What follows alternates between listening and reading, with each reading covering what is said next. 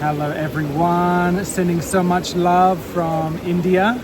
We are just about to make the journey back to West Oz. It has been an incredible trip. I really am blown away. I feel humbled, I feel inspired, I feel energized, and I feel deeply, deeply proud of my beautiful daughter Soleil. This was a big trip for her, and we spent most of our time at the ashram that I've been to quite a few times, and a place that has served such transformation for me.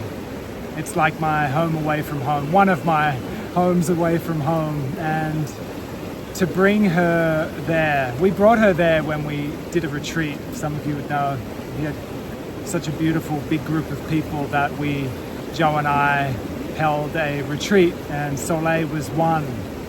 And to come back to that place with her now being 10, nearly 11, it felt so beautiful. It felt important. And we had our challenging moments for sure. We didn't see one other young Western girl around, which was fine. I kind of knew that would be the case, and so did she, but that got challenging. But that was part of the intention in a strange way. I wanted this to be kind of like a rite of passage. It was a gentle rite of passage, but it did come with its challenges, and she faced each challenge so beautifully. I'm so proud of her, like witnessing how much she's grown. It's hard to believe how much growth can happen in just 2 weeks, but I've seen it in her, in me. It's been a powerful time. I highly recommend it. Doesn't necessarily have to be India. It could be your backyard, but this place is important to me. It has helped me so much. It's a place I come to for retreat for myself, but this current chapter, it's not about me. It's about my family, it's about the community, and I'm good. I feel good. So it's time to offer that to my kids and you all. And yeah, it's been so special, so special. And yeah, I highly recommend it in these busy times, in these noisy times where it's so seductive to not be present, to not pay attention. And you know, we look for all of these activities and music and sport and tutors and therapy, which is all well and good. That's great. We want our kids to have an engaging life, but it just seems most important, they need us. They need us to be present, to be loving, to guide them, and even to apply austerity and discipline in the right set and setting, the right context. And this trip here, we've had many inquiries into, it would have looked quite interesting, quite unusual in the ashram. There were no other kids around the whole of where we are in Rishikesh and other parts that we've traveled to. There's been no other Western kids around. I'm sure, and as people have mentioned, it's looked a little bit unusual. But then as we've talked about it and I've expressed why we are doing it, it always comes to a place of insight and inspiration. So, yeah, again, this can be done wherever. Your own backyard, or go into the outback, or even just daddy-daughter dates, daddy-son dates, mama-son, mama-daughter dates, you know, like that one-on-one time feels to me so important. So I'm just going to rant on a bit because we've got a bit of time. It's so refreshing here by the Ganga, and I just feel so paradoxically full. I've just got a few cows here that are so cute, and they're looking right at us. So, that looks like daddy daughter, doesn't it? I think so. It's so beautiful. So yeah, just going to rant on a little bit longer and sending you all so much love. Very excited to get back to WA.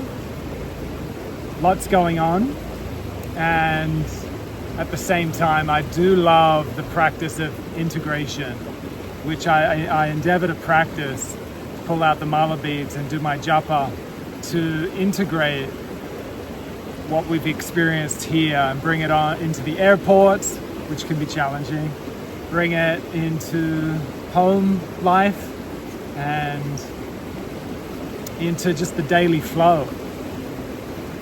The daily flow. We can find the Tao, we can find the flow, we can find the yoga in time and space. We can go beyond time and space while being in time and space, and I endeavor to bring that into daily life a little bit more, or hopefully a lot more. Just keep it going. And I'm excited to get back teaching. This Saturday I'll be teaching at Center Space, 8 a.m. start. I think there's a few spots left. Check that out, book in. Can't wait to see you all there. And in just 3 weeks is our next Quiet Mind Open Heart.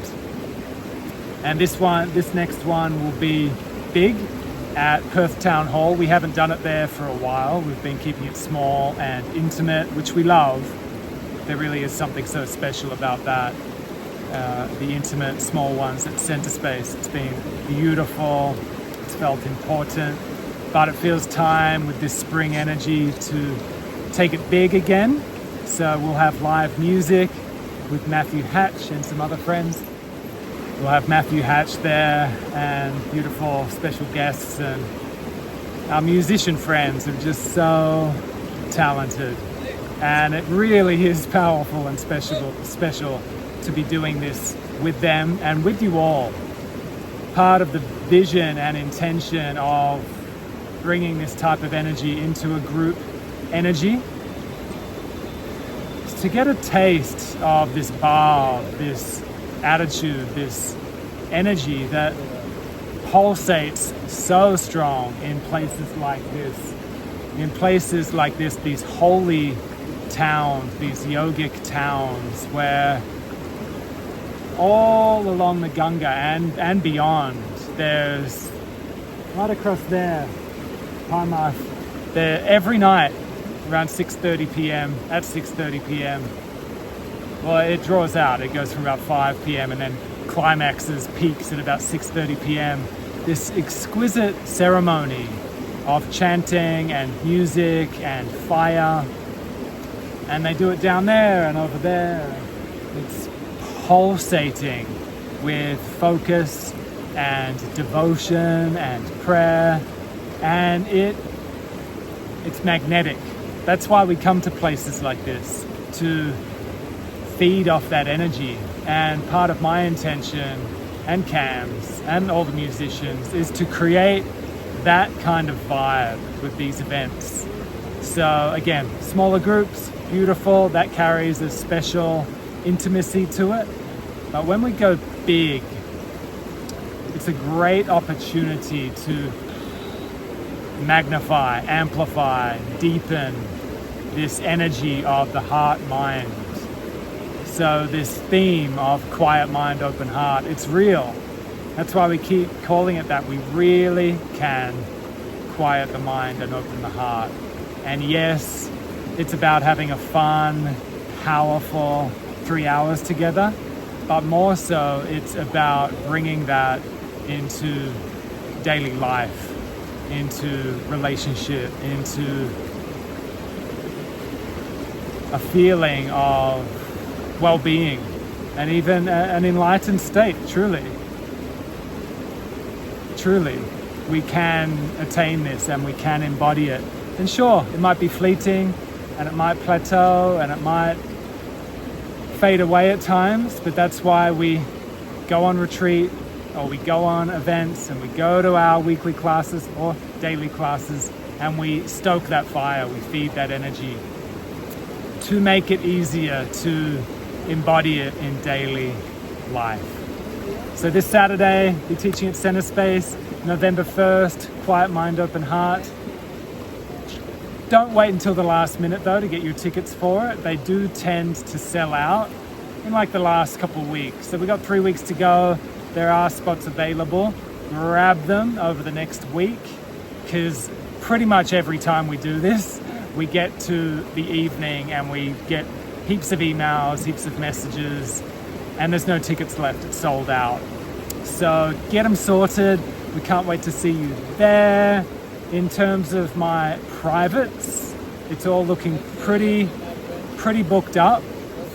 In terms of my privates, it's looking pretty booked up over I look at it in terms, first term, third term, second term, fourth term, because of the kids' school. So this fourth term is looking very full, but we can find some gaps if you're keen and you haven't booked in yet. So if you're keen, email me, direct message me, reach out, and we can try find you a spot. Okay. One other thing I'm really stoked about, excited, and really fulfilled about is I finally am a qualified and registered marriage celebrant. It took a while. It took some time, not only to complete the certification, but then to get registered. It took a lot longer than I thought.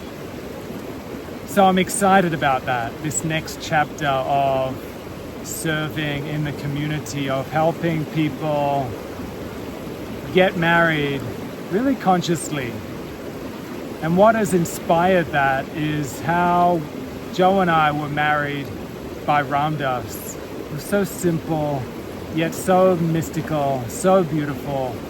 And I really do feel that potent, ceremonial, deeply spiritual marriage has served as part of the bedrock, the foundation of a really beautiful partnership that we have. Just, yeah, it's so hard to explain, but I'm inspired by that to serve even just a tiny taste of what I experienced in that marriage ceremony to Joe by Ram Dass. Even just a taste of that. I intend for that to help people come together beautifully and attentively, mindfully, heartfully, but for that to truly serve as a remembering of what is possible in partnership, in relationship, in a conscious marriage.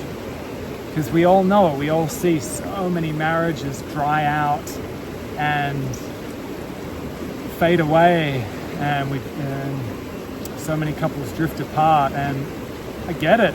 I totally get it, and I empathize, and part of this is to help that predicament and to even bring in the yogic wisdom and the tantric wisdom that we need a self-practice to keep a good, healthy relationship going.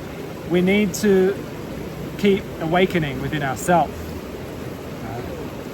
And that's where a lot of us hit the wall in terms of relationship. We get so busy, life gets so full, and we neglect ourselves, or we become deficient and depleted with our attention. And then we just got nothing left to give to our partner. Yeah, so I'm excited to serve as a marriage celebrant and to really help people come together beautifully it's really cool. Part of what has inspired this as well is over the years meeting so many couples that have actually connected and come together during our retreats and events and stuff like that. And seeing them now want to get married. And yeah, so I'm going to be doing that a bunch of the future. I'm really excited. So my phone keeps overheating. It is a hot day. So I'm going to keep this last section short. I apologize for the long rambling, but felt good. It's just flowing. And I'm going to jump in the Ganga, cool off, refresh before our journey back to Australia. Much love to you all. Hope you're all doing really well, and I'll see you soon, okay? Ram Ram.